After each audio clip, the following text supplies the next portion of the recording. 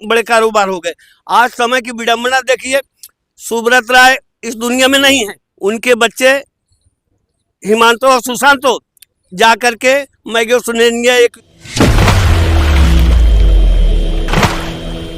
अभिनंदन है। मैं फूलचंद यादव जैसे हर रोज की तरह आपके पास आता हूँ, अपनी कोई न कोई एक बात आपके पास रखता हूँ। आज का विषय है सहारा। जो लोगों को बेसहारा करके चले गए, लोग तिल तिल करके मर रहे हैं, दम घुटी जीवन जी रहे हैं। आप ये सोचिए, जिनके ख्वाब चुरा लिए गए हों, जिनके सपने चुरा लिए गए हों, और रोना उनके ज़िंदगी में हो गया हो, बिलखना उनकी ज़िंदगी में हो गया हो, सब कुछ छीन लिया हो। कभी कभार लोग जो है आपके जीवन में ऐसे आ जाते हैं जो आपको सपने चुरा लेते हैं, ख्वाब को चुरा लेते हैं। मेरा एक संदेश याद रखना, अपने नफ़े के वास्ते तू मत किसी का नुकसान कर। दोस्तों याद रखो, अपने नफ़े के वास्ते तू मत किसी का नुकसान कर, तेरा भी नुकसान होगा, इस बात का तू ध्यान कर। आप जरा गौर करिए, बिहार में एक अररिया जिला है जहां पर 10 जून 1948 के सुधीर चंद्र और छवि पति पत्नी के बीच में उनके गुलशन में एक प्यारा सा फूल खिला।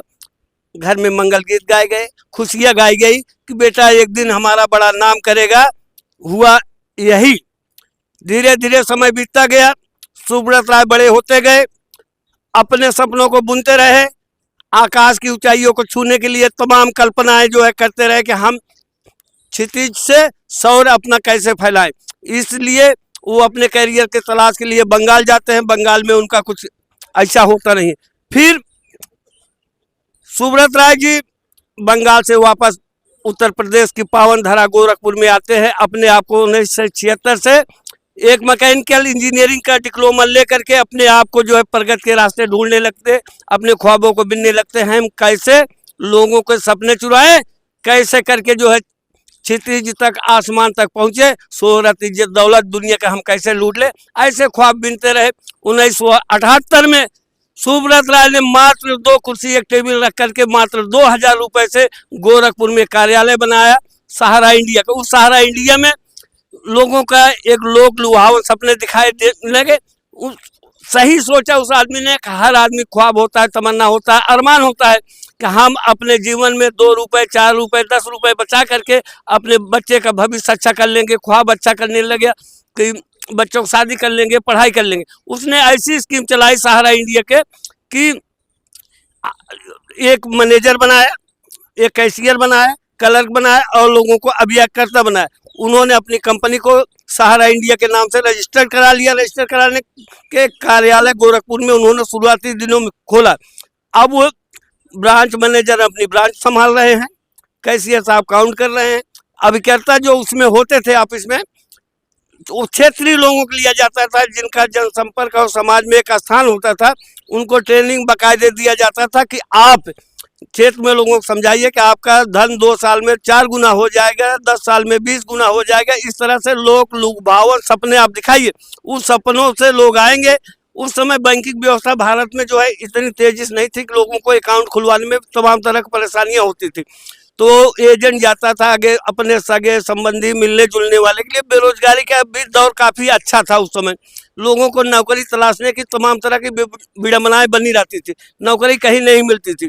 तो लोग अभिकर्ता एजेंट के रूप में सहारा इंडिया में सम्मिलित होकर के अच्छा खासा कमीशन करने लगे। वो घर जा करके अपने संबंधी से, रिश्तेदार से, दोस्तों से, यारों से कहना शुरू करते थे कि आप जो है इसमें पैसे जमा करिए, आपके इतने दिन में इतना हो जाएगा। चलो कोई बात नहीं, पैसा कमाना तो सरल है, लेकिन पैसा बचाना बड़ा मुश्किल है। आप इसके लिए जो है ना 10 रुपए डेली आप जमा करिए, हम आकर के आपके यहाँ से ले जाएंगे। होना यही हुआ।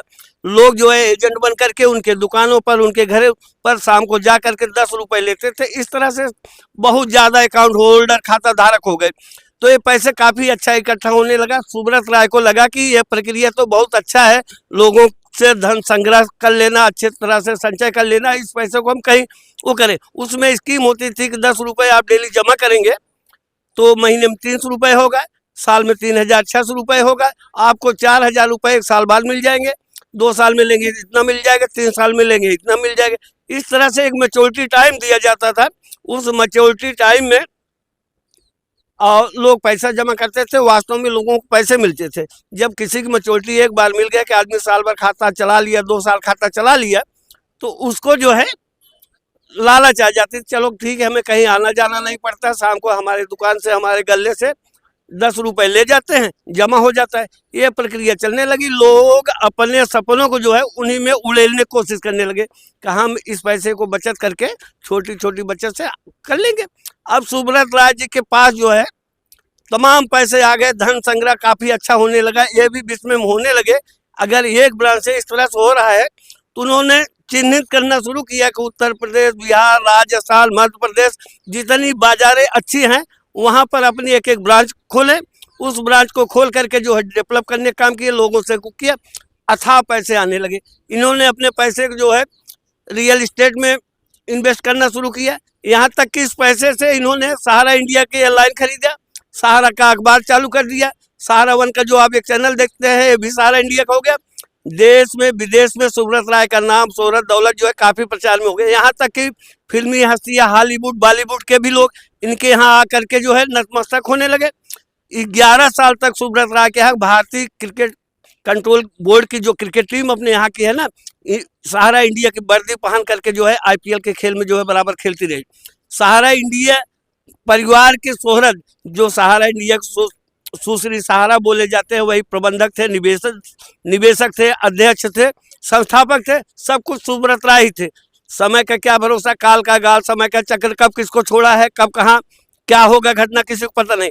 एक बात बताऊं मैं आपको, सहारा सुब्रत राय ने अपने बच्चों को शादी किया था, हिमांता और सुमांतो का। उनकी शादी में अपने बच्चों को जो शादी किया था, उस शादी समारोह में भारत के विशिष्ट VIP लोग पहुंचे थे, जिसमें हमारे भारत के प्रधानमंत्री अटल बिहारी वाजपेयी थे, अंबानी जी जो आज के पैसे के मामले में सहारा रिलायंस में लगे हुए हैं, वो लोग भी पहुंचे थे। फिल्मी हस्तियां बहुत पहुंची थी, क्रिकेट खिलाड़ियों को बहुत सारे। उस दौर में 5000 करोड़ की शादी हुई थी, उस दौर में 500 करोड़ की शादी हुई थी, 500 करोड़ की शादी हुई थी। अगर इस दौर में उस पैसे का मूल्यांकन किया जाए तो ये 5000 करोड़ रुपए होता है। अब गौर करने की बात यह है, जिस बच्चों के लिए हम आप दिन भर मेहनत करते हैं, बेईमानी करते हैं, चोरी करते हैं, परिश्रम करते हैं, एक दूसरे के ठगी करते हैं, हम अपने बच्चों के लिए अगर अंतिम समय में या बुढ़ापे में, किसी ने कहा है अंधेरे में छाया, बुढ़ापा में काया, अंत समय में माया। गौर करना मेरी बात को, दिल छू जाएगा। अंधेरे में छाया, बुढ़ापे में काया और अंत समय में माया काम नहीं होती है। ये आप मान के चलिए कि जब सुब्रत राय का अंत समय आया 16 नवंबर 2023 को, तो इनके साथ वही घटना घटी, अंत समय में इनकी माया काम भी नहीं आए और परिवार भी नहीं। दोस्तों, कहने का मतलब यह है, जब इतने पैसे इन्वेस्टमेंट करने लगे थे सुब्रत राय, तो सरकार की सेबी की नज़र पड़ी कि आपके पैसे जो है मनी लॉन्ड्रिंग तो नहीं है, कहीं गलत ढंग से आए हुए पैसे नहीं। सेबी ने एक घोषणा करके इनके ऊपर आदेश प्रस्तावित करके बोला कि आप अपने समस्त दस्तावेज जो है कार्यालय में आकर जमा करें। आप गौर करें और आश्चर्यचकित हो जाएंगे, दस्तावेज जितने थे 127 ट्रक, आप सही सुन रहे हैं, 127 127 ट्रक जो है बॉम्बे जाते हैं सेबी कार्यालय पर, सड़कें जाम हो जाती है दस्तावेजों से। तो छोटे छोटे अकाउंटों को हर जगह भेजा गया था सत्यापन और जांच के लिए। इस तरह से भारत में सरकार ने इस बात को मान लिया था। एक मैगजीन ने कहा था कि सुब्रत राय भारत के दूसरे या पहले आदमी हो गए हैं जो रेलवे के बाद जो है सबसे ज्यादा नौकरियां देने का श्रेय मिला। एक समय होता था सबसे ज्यादा नौकरी जो है लोगों को अगर मिलती थी तो रेलवे मिलती थी। उसके बाद इनको ये नंबर मिल गया इंडिया टुडे मैगजीन में कि सबसे ज्यादा नौकरी देने का श्रेय जो है सुब्रत राय सहारा श्री को मिलता है। अब आप सोचिए कि अगर आपके साथ कोई टीम जुड़ जाती है, आपके साथ काम करते हैं कोई सिस्टम पे, ये तो स्वतः जो है ना कितने लोग जो है आपके साथ जुड़ जाते हैं, काम होता है और अपार धन संग्रह।